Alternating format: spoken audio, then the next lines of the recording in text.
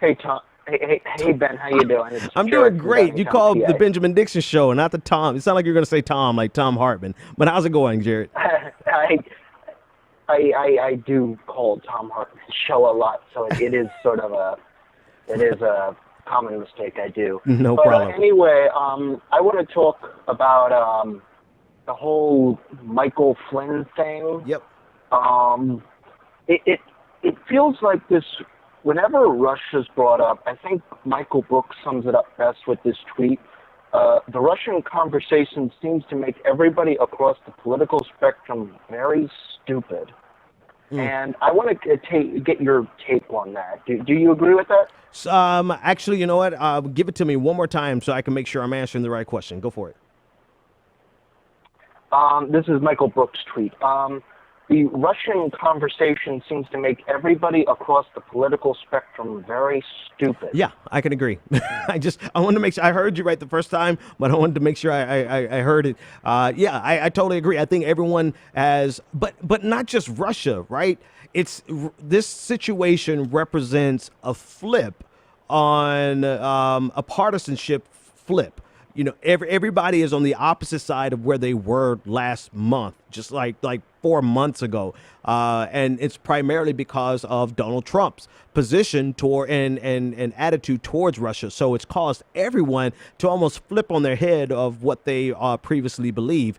So I don't necessarily think that it's Russia in general, but more specifically, it's the commitment to party and partisanship versus to principles that they've espoused so long.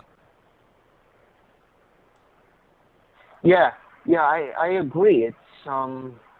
It's just like WikiLeaks. All of a sudden they don't like That's the most surprising one of all to me, to be honest uh, with you. yeah, their Twitter feed has been really just been putting out a lot of crazy stuff lately. Yeah. Yeah, it's been pretty crazy. I don't know if Russia did hack our elections or not. I take the Chris Hedges approach, which is basically, if Russia hacked our elections, can the U.S. government just show me the proof already? Right. If not, I'm going to be agnostic, basically, Right. towards the entire thing. And Jared, I think that's the only way that we can be with regard to it.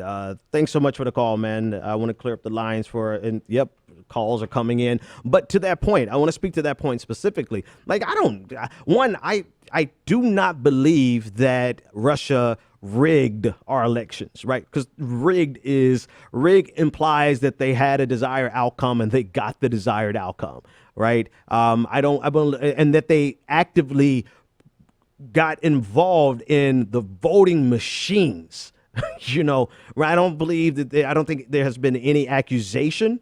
There have been some generalizations in the Twitter sphere and in the blogosphere where people kind of take the interference and they use that synonymously with rigging, and they take the hack, the DNC hack, or the Podesta email leak, and those hacks, and they use it interchangeably with rigging the election at the voting booth.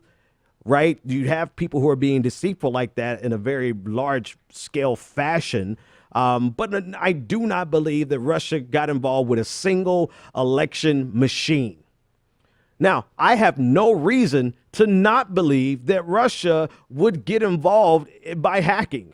I mean, I have no reason. I have no reason to say, that's not something Russia would do. Why wouldn't they? America does it. Any country that has the ability to do it would do it because of the nature of our international system. And Kurt and I will spar on that once we get his signal back up and running, because every country does it.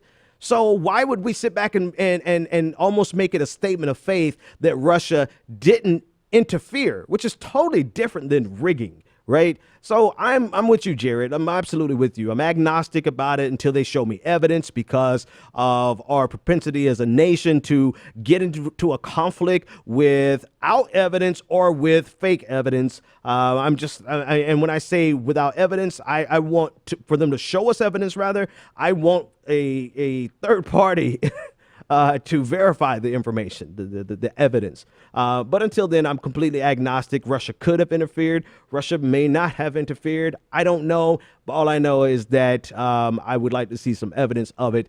And I also know that that's completely irrelevant to the question of Michael Flynn. Michael Flynn had a conversation with the Russian ambassador. Michael Flynn had a conversation with the Russian ambassador that went beyond his authorization, or it went beyond what Donald Trump's administration wants to admit was his authorization, because it's very possible and very highly likely that Michael Flynn would not have spoken on behalf of the president-elect without the permission of the president-elect.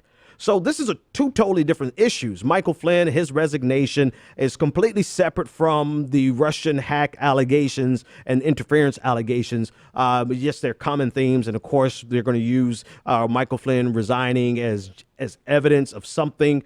But again, I want to see the evidence. I want somebody to verify whatever this alleged evidence is. The evidence of Michael Flynn's transgressions came from Michael Flynn himself. Read his letter and you'll see what he's saying and you'll see what he's not saying. He's saying exactly what he needs to justify him resigning. He's saying exactly what he needs to cover for Mike Pence and Donald Trump, saying that he did not divulge all of his information. And he's saying not enough, or he didn't say enough, rather, to implicate himself in an actual crime. However, the Attorney General's office did that a month ago with Donald Trump.